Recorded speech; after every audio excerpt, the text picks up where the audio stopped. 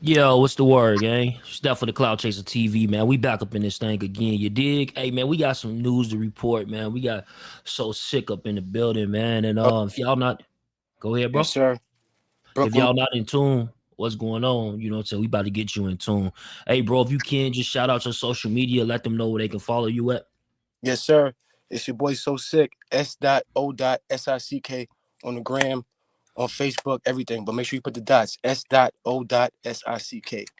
Brooklyn, what No up? doubt. No doubt. We got Brooklyn in the building, bro. So a lot of people don't know if they haven't heard of your movement, bro. Just tell them like how long you been on that grind. Um, shit, man. I've been on this ground for like over 15 years since a youngin' doing this shit. You know what I'm saying? So now nigga in his 30s now. So a little minute for sure. No, for sure, for sure. Like, how did that come about, though, bro? Did you so you started rapping, like freestyling? Like, what was that transition into even getting into music? Um, as a nigga, just a street nigga, I grew up listening to music, all kind of genres. I'm a Caribbean nigga, first of all, so my mom's was beating the Bob Marley heavy in the crib early in the morning. I'm hearing Shabba Ranks and Buju Banton and all this shit early in the morning, so that sparked my love for music first. Then my uncles, they going outside, they hustling, they coming back in with the Nas and the Big L's and the, what I'm saying, the BIGs and the Pox. So from young, I was always influenced by music. So, what I'm saying, that shit just took over once I hit like 13, 14. Me and my homeboys started fucking with the music a little bit, but one of my mans was really, really fucking with it kind of more harder than us. So he was doing shows at the time. We was just in the crib freestyling, writing out little rhymes, but he going out doing shows. So he came back like, nah, that's what we got to start doing. And maybe from like 14, 15, we've been running with it serious ever since. I got you. And like during that era, like who was like some of the people that you might have looked up to, that was in the game that was rapping at that time. Coming up, I was a big Big fan, Jay Z fan, Eminem fan, DMX. Um, like I said, like a lot of Caribbean artists, Vibes Cartel, but Vibes is more later. But like a Buju Banton, like a Bob Marley, um, Hmm. MOP for sure, MOP, Dead Presidents. Man, it was a lot. It was a lot, man. I used to listen to a lot of music. Back then, BT used to show a whole bunch of videos back then. So I'll be just watching the video, watching Queen Latifah, just watching them just do their thing. But I didn't really know who the artist was like that yet at the time until I started getting older and putting faces to the names and like, oh, okay, this where you from, this what you do. But I was always influenced by the music from young, watching it. Everybody.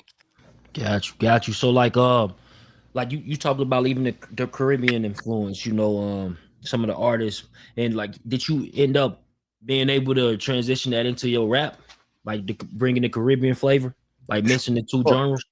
sure, for sure. So I just recently did some records with Cuddy Ranks. Cuddy Ranks is a big Jamaican artist. He like the he's like the Fat Joe of reggae. I salute Cuddy Ranks. I actually So, interviewed Cuddy Ranks, man. Dope, yep, dope ass interview. that's the guy. So Cuddy Ranks is like a true OG for that reggae kind of culture, that kind of sound. So I did some records with him for sure. We got some cross records with him. Um, but a lot of my music, you're gonna hear like little references of like Caribbean kind of, maybe like a Caribbean metaphor. Like I might use a Caribbean kind of like a maybe like a reference or compare something to like a Caribbean thing. So you're gonna hear things like that in my music. No, that's dope. That's dope. And I got you. I got you 100%. And you know, Brooklyn, like just the whole Caribbean vibe. That's big in Brooklyn, right? That's what I hear a lot. Like a lot of the guys that's from Brooklyn, they talk about like the Caribbean flavor being like so big in Brooklyn. Like, is it still that way today, even with gentrification? Hell yeah. There's certain parts of Brooklyn that's dedicated just for Caribbeans. Like, you know what I'm Hmm. saying? So like you got like Flatbush area, that's like the Caribbean area. Even though you got blacks and you got Spanish and you got whites that live over there with them, but it's a Caribbean culture over there. So everybody that come over there get with the wave. You know what I'm saying? So even if you Indian, you doing Caribbean things. Even if you white, you doing Caribbean things. Even if you from Virginia, you coming out here, you doing Caribbean things. So no matter where you come from, once you get there, you start to pick up on the ways of there. So it's a heavy influence in Brooklyn. Brooklyn, like we got the Labor Day parade out here. So that's like Hmm. all the Caribbeans when they come together and celebrate. So You see, it's in Brooklyn. No, I got you on that. And like so you rapping, you transitioning, everybody getting to know your name. Is it taking off inside your neighborhood before like say even the rest of New York starting to take notice? Say it again, I didn't hear you. Like in the beginning, like is it taking off in your neighborhood or it's just going by storm, like taking over like the whole East Coast and you know what I'm saying? Then people getting familiar with your name. How did that come about in the beginning? Okay, so first it started from the neighborhood. You know, the neighborhood got to jack you first before anybody really gonna start to really pump you. So it's the neighborhood at first for sure, and then like what you start doing this music, you're gonna see it take you to different like avenues and different doors. So you meet different kind of people that's doing different things, or people that's doing things on a level that's might be bigger than you or smaller than you, whatever. But you just learning to take whoever you meet and whatever you learn and kind of use it as you go. So first you start from the hood or you start from your community with it, and then you might like for me, like I started doing like shows like North Carolina. We had shows in like Charlotte. Then I would go to like the Bay area. So now once I started moving around, that's when my fan base started growing because now I'm outside of my neighborhood, but I'm doing my thing. And then when I came back to my neighborhood, it was like I was even more of a superstar because they watching me go to the West Coast and do my thing and watch me go in these other states and do my thing. So it made me even bigger in my neighborhood. But definitely start from the neighborhood first. And like when you shopping a deal, like is that a big thing? Like for people to, because I hear about that. Like man, you got to be known in your neighborhood. We got to have people take notice. They got to, I even seen a podcast that recently. He was like talking about a guy that he was gonna hire to be a host, and the dude I guess wasn't that good in his neighborhood, and he was like, that's basically a sign that he can't sign the dude because he need to be right with his own people. I mean, you got sometimes that's true, but you got some dudes that still take a chance on you, and some dudes be kind of like not it in their neighborhood, but they can still pop somewhere else. You know what I'm saying? Right, So right. depends on who you messing with and what kind of connections they got. And you got some guys that don't got that much connection, so they feel like they gotta keep you in a small box. And then you got some people like, I don't care what you got going in your neighborhood. This shit bigger than your neighborhood. I'm about to take you worldwide with it. So it all depends on who you kind of doing your business with and where they kind of mindset is at and where they arm reaches. You know what I'm saying? Could get to. Now, like some of the features that you had, you ain't done, right? What was like that one feature that you got, and you was like, "Damn, I can't believe it!" Like, damn, we got one. From an artist, like you say, somebody you looked up to, somebody that you respect their music, etc. For sure, it had to be Jim Jones at the time. Okay. Jim Jones, and then um, I did records with Mano. Like I said, Cuddy Ranks. Cuddy Ranks was another one. I couldn't believe it because I heard him growing up. So to do a Yeah, record now was kind of crazy. So Cuddy, um, but after a while doing so many records with so many people that you never thought that you'd do records with, after a while it gets kind of like not regular, but you kind of get used to it a little bit. You know what I'm saying? yeah, So I have to say yeah. those guys probably starting off. Those are probably the most like, yes, I got that shit. I can't believe I got that shit kind of moment. Okay, so like, and then moving forward in your career, was the deal that you had got with Jim Jones, was that your first deal or was that second? Or how did that go about? That was my. So I had before I got over there that situation. I had a situation a distro deal with Sony Okay, before. can you talk about that? Like, how did that come about? The deal with Sony. So that came about because I was working with a guy named Webb at the time. Shout out to Webb. Webb had a couple partners that had their hands in multiple things. So they offered me the opportunity to just to not to really not to really not a money situation, but it was an opportunity situation. Like, yo, listen, I know you need a platform to release your music on. Listen, we're willing to back you. We're willing to give you the platform. Do what you got to do with it. So that was the first situation I had. That was with Sony. So they gave me like full control of everything I want to do. It was just distribution, pretty much. Then my second situation I got to, because when I had that one, it was still kind of like all in my favor. Then I got with the gym situation, the Vamp Life deal. Right, and we're gonna That was get my to that that, Vamp like deal. So at the time when you signed with Vamp Life, was everybody already over there at Vamp Life, or was it still just like pretty much Jim and the guys that came probably from Bird Gang or something?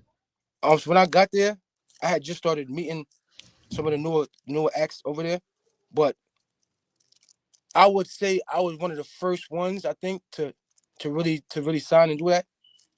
Because I started meeting them afterwards, more people Mm-hmm. afterwards. So I think So I'm the first one to really do it, just really sign like that. no doubt. So Jim got this movement going on now. Like you said, you do this record with him. Then after the record, is that when he said he wanted to sign you? Yeah, so after we did the record, that's when I got the phone call about, yo, what's up? Let's take this shit a little further.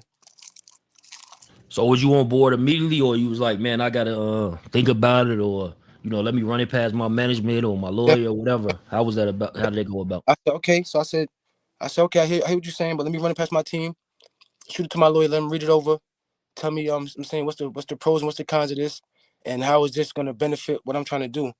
And then I sat down with my team, we talked about it, and then we made a decision. But it took me maybe about 2 weeks to do it. So it definitely wasn't right away. Got you. So you signed with Jim Jones. Y'all got Vamp Life. So during the course of this, like, is it the first few months? Like, is he, what I'm saying, as far as the marketing promotion, is it there? Is he promoting the artist? Because I remember at one point in time, he was like Vamp Live. Then he even went to, I think, Vamp Fitness. So it was like a bunch of different things that was surrounding the clothing. So was he really pushing the music at that point?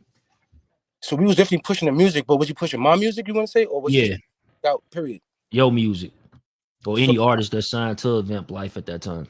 so at the time, we had just put out the Wait, Wait, Wait record. So that was kind of like doing his own thing. But I was seeing a little complications just in the whole distribution of it. You know what I'm saying? Just the communication wasn't the best. But we were still promoting it. Well, I was still promoting it. But I didn't get much help promotion outside of that. Mm. So is that when it like did you call them or something, or what I'm saying, hit up like the management for Vamp Life and let them know like, hey, what y'all got going on? For What sure. was So that conversation like?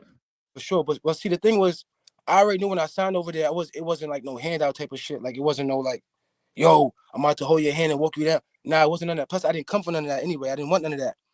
So my whole thing was just show me what I got to do to put this shit in position to make it win, to make it work. So from there it was like, all right, maybe I started to put a lot of blame on myself. I ain't gonna lie, I really chalked everything to myself. So when the shit wasn't working, I was like, maybe I gotta work harder. Maybe I gotta do more promotion. Maybe I gotta put some more bread behind it. Maybe I gotta. So when I started doing that, and then I see myself just kind of like exhausted, with kind of like just trying to do the best I could do with it, and I wasn't getting no kind of help whatsoever or no backing on it. I said, you know what? Okay, it is what it is. I can't really complain about that. I got to keep doing what I got to do.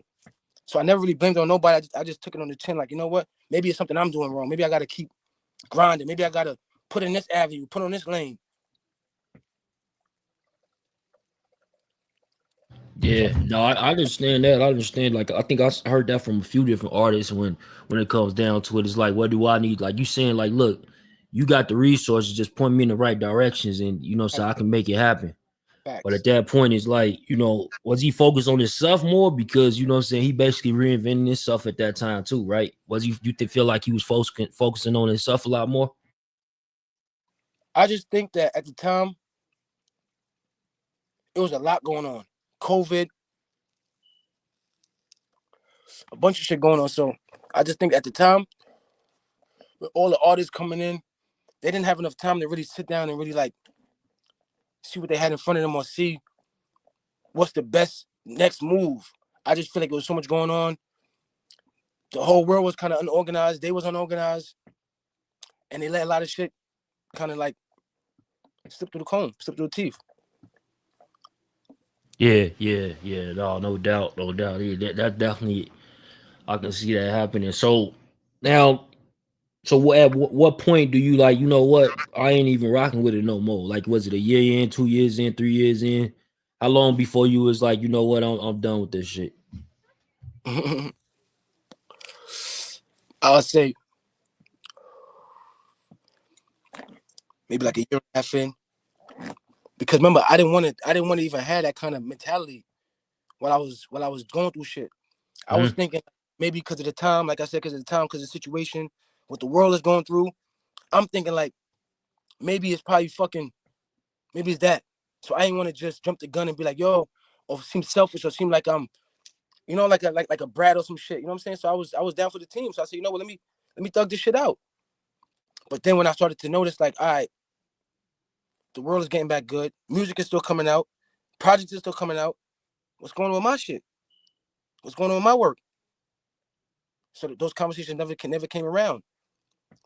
That's when I started to feel like, you know what? All right, maybe I got to just fall back and just do my own thing. Got you. And then we hear about some of the other artists that's on there. One of the guys, you know, we hear his name even to this day, Dyce Payso. What was your relationship with him? Did y'all meet when signing to the label, or y'all had a relationship prior? Yeah, I met Dice when I signed to the label. He was in Miami. I met Dice in Miami.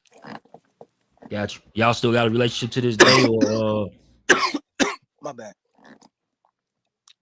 Say it again, bro. y'all got a relationship to this still to this day, or what y'all, you know what I'm saying, you fell back from each other? Um, Everything is still cordial. It's all love with me, but I haven't spoken to niggas in a minute. I won't lie to you. But it's Right, all right. last time I checked, it was all love. You know what I'm saying? But it's been a while. Got you. And like outside looking in, how you feel about the way they moving Dice right now? But me and Dice's relationship was a tight one at the time. It was real tight. I'll But I'm talk happy. about like the Vamp Life, like, cause he's still signed to Vamp Life, ain't he? Yeah, for sure, for sure. I'm happy for him. I mean, it's working. Like I said, it's working out for him. I'm happy for him. I wish him all the Right, best. Type shit, you right. know. But Got you. And you recently just had a viral post that went viral, and I was seeing it probably like a couple of weeks ago. And you know, I guess you was addressing like something about the Jim Jones or something, and then Jim Jones left a comment, and he was like, he don't even know you, and yeah, there's a whole video out there of him signing you. So like, what's like, what? Why you think he responded in that matter if y'all just went y'all way? yo, bro, I ain't gonna lie. I tried to sit there and think about it. When I first saw the post, what happened was, so let me tell you, I was taking a little nap, so I had got up like around 2 o'clock in the afternoon. I was up all night the night before. I got up. I see the post. My phone going off. Yo, this nigga Jim said he don't know you, bro. I'm like, what? What? So I looked at the post. I'm like, why would he write that? Out of all Hmm. things to write, you know what I'm saying? But I don't even want to make this like a thing about him. I was just telling you from my experience how I felt about this Right, shit. right. So I woke up. I'm like, why would he write that? The fuck you mean by that? That's why I wrote cap. I didn't. You say I didn't go crazy with it. I just wrote cap, nigga. Like, so I'm gonna just post.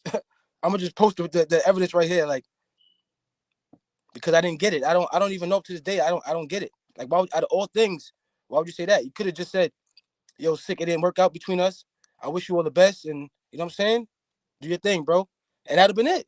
So from the write that, it was like kind of like the most weirdest thing you could ever comment you could have put down. It was that. Oh, for sure, yeah, yeah. Because I was like, then they showed me the video of the signing. And I was just like, damn, I don't understand it. I don't get it either. But you know, I figured like maybe y'all had something behind the scenes going on or whatever. But like now hearing that, and the people can able to hear that, you know, you was shocked just like the world was shocked when they seen it. You know, but you know, peace and blessings up into that, you know, that whole situation, and For just sure. moving forward though, like. So I know you said you worked with Mano. Like, what was your relationship with Mano? How did you meet Mano? Mano's cool, definitely cool. Shout out to Maine, shout out to the Star. Mano's cool. We had did we got a record, a Christmas record. Believe it or not, it's a Christmas record. Hmm. Fire. Oh, that's dope. What year did that come out? We didn't drop that. It was supposed to drop last year, Christmas. But being that I kind of fell back and I kind of kept these records back, I said, you know what? I'm gonna just wait. I got you. So you know we about to come back up his season again. So, like, you got any plans on dropping the project right now? Because you saying you got the joints with Cuddy Ranks. You know what I'm saying? I'm pretty sure they fire. Then you know some of the stuff that you've been holding on to. You thinking about dropping an EP or album or something Yes, in sir. this For last quarter? sure. Last quarter, definitely the EP is coming. Story is sick. That's the EP. It's gonna lead up to the album, which is Story of Simeon. So that's why you see the SOS. Story is sick. So Mm-hmm. get the acronym. So that's leading up to that. So the EP definitely though. But I just dropped LMK, the freestyle on YouTube. That's going crazy too. I got the Jeff Hamilton freestyle. I got the that's going for Blockware TV. That's going crazy right now too. Um, what else I just did? We dropping Push It and Summertime Boo coming out on the 8th. So I'm releasing those two singles. And then we're gonna get into the EP early September. Dope. And like with the new, you know, like you said, pre-COVID then versus after COVID. and we seeing what's going on with music. Like, do you think artists got to be more out there? Like, they got to do more podcasts. They got to do, like these different like skits. Even getting down with the skits, people and shit do pop up on somebody's skit, like to get their name out there. Like, what you think about that? For sure. You know what it is? This day and age, it's like you got to get with the times. So right now, the viewer is watching things in a different kind of manner right now. They watching music videos, but in skit forms. They watching comedy shit in skit forms. They watching podcasts in radio form. Hmm. But everything is like converted into a different kind of form now. So you got to get with the times. It ain't like doing it how we want to do it or how we comfortable with doing it. You know what I'm saying? Like normally, you wouldn't get a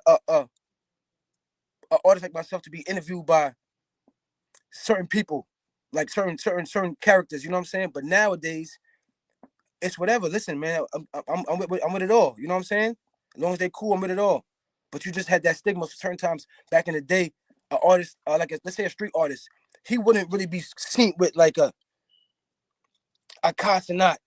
But nowadays, you better get with Casanat. He's the guy. You know what I'm saying? So Right, right. you can't be stuck in that kind of mind frame, and you just got to get with the times. Yeah, and It is. speaking of Casanat, like Complex did top hip hop media personalities and shit, like far as podcasting, and they named him number one. Of course he's a streamer and he does his streaming, but in the past, like I think 24 months or maybe a little less, he been having like artists come on his platform and shit. They preview their music, and it's been a thing, from Gorilla to Nicki Minaj to, Shout just out for that. You see what I'm saying? yeah. Shout out for that. So that shit is dope, and it's like dude's supposed to be like, man. They saying that he's on his way to $1 billion behind what he got going on. But what I like about it, like I said, he's actually helping promote the culture. He putting people on. You Right, know what I'm saying? That shit dope. It ain't just like he on no selfish shit right, and then just running with who already popular. Nah, he trying to make waves. for sure. That shit dope. Sure, for sure. And as artists, you got to sit back and see that and say, you know what, damn, why Glorilla up there?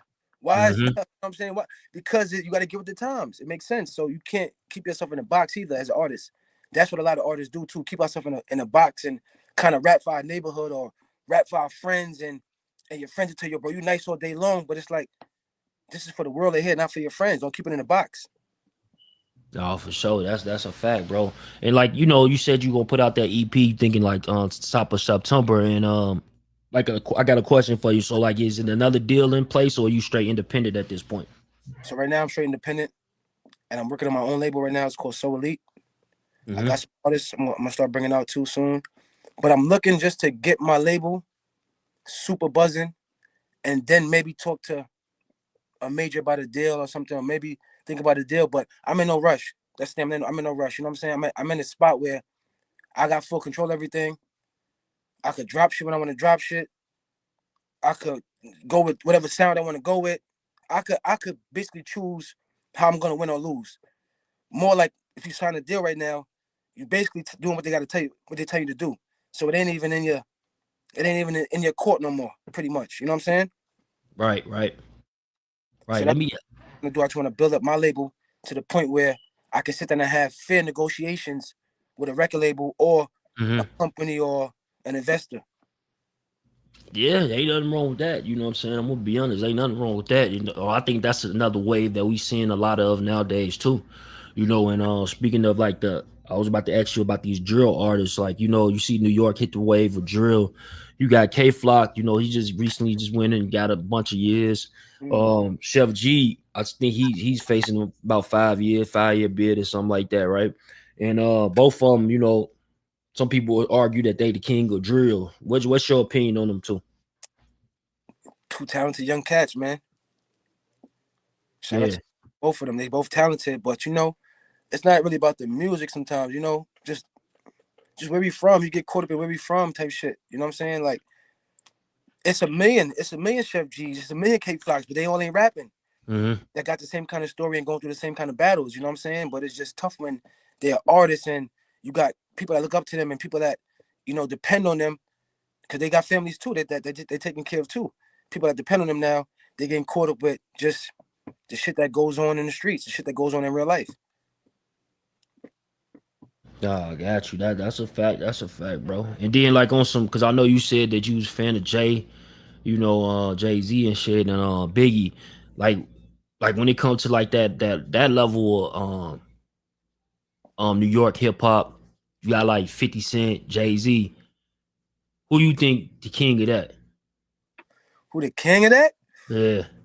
I don't know who the king of that, but all them guys, man, deserve their flowers, man. No, for sure. 50 fan, I'm a Jay fan, I'm a Nas fan, I'm a big fan, especially when it comes to New York. New York niggas, like, I think we just the king of that. Like, you know what I'm saying?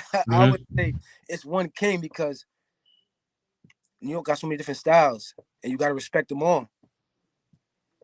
And then you got Max B. Max B about to come home. What you do a record with Max B? Hell yeah, of course, for sure. No, no doubt. Yeah, he's supposed to be coming home, I believe, in November. Yeah, I heard. November. So so that's definitely going to be interesting. I'm curious on how the industry going to take to him. How the general public, because the industry and the public might be two different things. That's what I be saying these days. It's like sometimes the industry ain't with a person, and then the public they force the industry to be with them, and then vice versa. So But so we go, one thing I can say about that though, from what I've been seeing, it's all been good. I haven't never seen nothing like never really seen like a bad post about him or like even when you read the comments, like even the comments mhm. don't be like all you see is free to wave, free to wave. So you never really see like any kind of backlash. I think it's more like a anticipation. He might come home and be busy as hell. Like they might have that boy in the studio for 40 days, 40 nights. All facts. He say he got a bunch of shit too. Like, so I'm pretty sure he about to be busy. He about to come straight home and get to it, get to that work. I seen a podcast. He was speaking on it, and he was saying he got a bunch of features coming. He don't really want to talk about it, but he expecting to put out a project like shit, basically within 90 days of him returning. I could imagine, bro. I could imagine. Like I said, I haven't seen any kind of like negativity. I just been seeing straight positivity. Even when I hear him speak, he be on some positive shit. So it's like I don't see why they wouldn't embrace him when he touched down. No, for sure, for sure. And then, I don't mean to go back to Jim Jones, but it's just something sparked to me when you mentioned Nas, and that whole debate that was going on social media for like, about a month ago. How did you feel about that? You think that was a good comparison? Like Jim Jones comparing himself to Nas and saying that he basically the Nas of this era. I mean, if you want to be technical, Nas is Nas. No, you can't. Nobody can't take nothing from Nas, bro. Mm-hmm. You know what I'm saying? Nas is Nas. So I mean, Jim he got his opinion. And everybody's entitled to their own opinion. So you can't really argue with a nigga opinion. So I just feel like what he feels is right now he's as relevant as Nas as his peak of his performance. That's his opinion. You know what I'm saying? Right. And Jim is relevant right now. So Yeah, therefore, he definitely relevant, but I don't think like a lot of people that's when people decide when to use this like culture. Like okay, we ain't going off numbers, we going off the culture, just culture based. But then these same people argue in a point of time when it's good for them, they argue the numbers. But when you talking about exactly. this, it's like Nas is still in this culture. He just won a Grammy like fucking 2 years ago. You know what I'm saying? Maybe 3 years ago. He just won a Grammy. So that's recent, right? Whether it's old people listening to it or young people, it should still hit the Grammys. That's something big. You know what I'm saying? Everybody gonna watch that, young and old, right? And Facts. then the fact that the numbers, you can't compare them numbers to Jim Jones, So me personally, like I come from the Jim Jones Dipset era. You know what I'm saying? Like, you know, that first album, you know what I'm saying? Him My Riders, when he flipped that Tupac joint. Like Right. that was the shit that we was playing in the hood. And Dipset, of course. I'm from Chicago, so Dipset, big, you know what I'm saying, out there. And so I understand where he coming from when he talk about culture, because a lot of people Right. would have played Jim over Nas, even in my era. You Right. know what I'm saying? That's a true statement. Right. But that I don't still take that as a majority. You know what I'm saying? I look at it like this, right? You gotta. It's like a nigga trying to come at Larry Bird or Magic. Like, yeah, your numbers might be better now, recently, in, Mm-hmm. in the future, right now, than the past, comparing numbers. But what he did for the game is iconic. What he did for the sport, what he did for for the genre, Right. you can't do nothing with that. If that didn't happen, we might not even had certain people even be created. Right. Right. Like you You know what I'm got the saying? LeBron and Jordan thing, right? Exactly. So it's like you can't because you're part of the roof. You can't diss the bricks at the bottom that's holding up the crib. Like you know what I'm saying? Without that foundation, we ain't getting to no roof, bro. You know what I'm saying? So not because you're a part of the roof, you can't diss the foundation. So that's much my thing. So I just feel like what Nas did, you can't take it away from him, and what Jim did, what Jim doing for the game right now, I guess he feels like it's at the height of what Nas is doing, and you can't argue with that because he outside every day and he doing what he got to do.